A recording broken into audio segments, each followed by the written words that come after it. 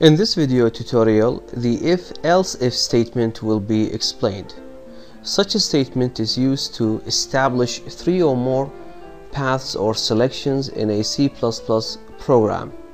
To demonstrate this, we will write a program that will determine the angle type, whether it is acute, obtuse, or right angle. So first we will declare our variable. Next we will input the angle using an input statement. Once the variable angle has a value, we will use a if-else-if-else statement here to determine whether the angle is acute, obtuse, or right angle.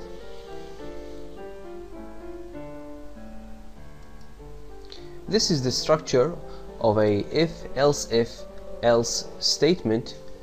You can see here the if requires a relational expression, and in this case we will check whether the angle is less than 90.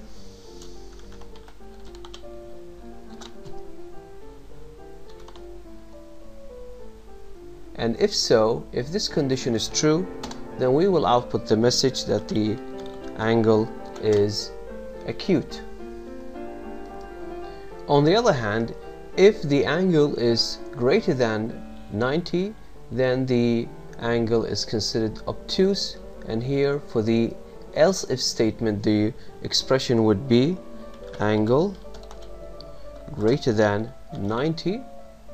Then we will output that the angle is obtuse. If the angle is neither less than 90 nor greater than 90, then the angle is considered to be right angle, which is equal to 90, and in the else statement we will display right angle. Once we finish the program, we can now run the program and check the output. So here, let us test whether the angle, if we input for the angle, let's say 45, we should get the angle acute, which is correct.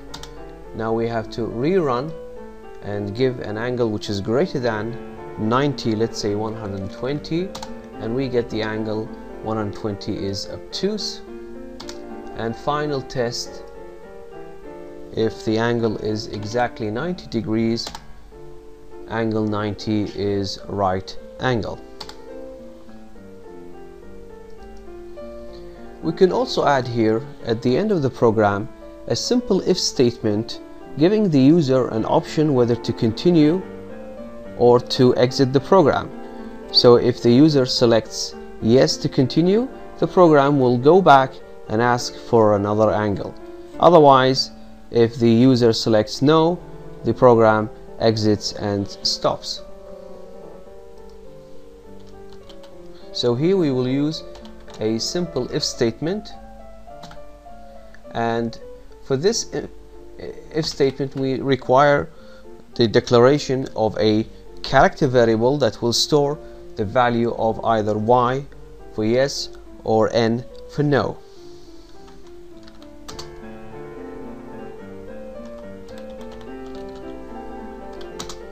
So the character variable is choice, and before we go into the if statement, we need to ask the user whether to continue or not.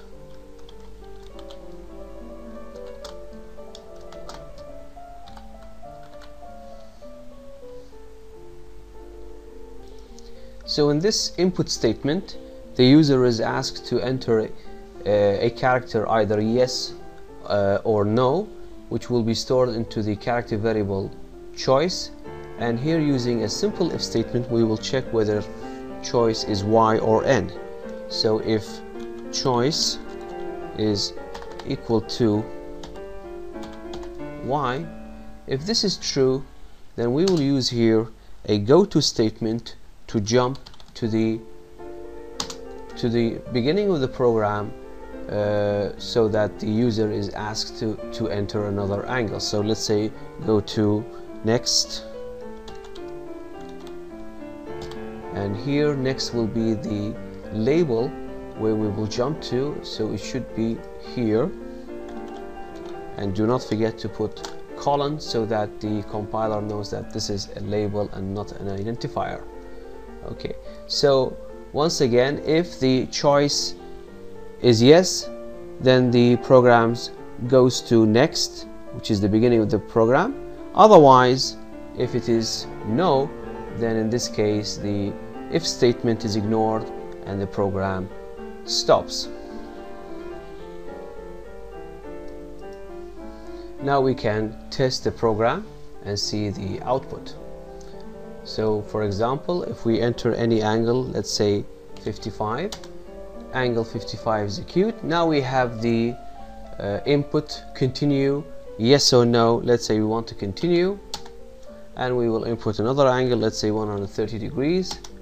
Angle 130 is obtuse, continue. Let's say we want to continue again, and this time we will input the angle 90, and angle 90 is right angle. Let's say we want to stop the program, so we will select no, and we have exit of the program, press any key to continue.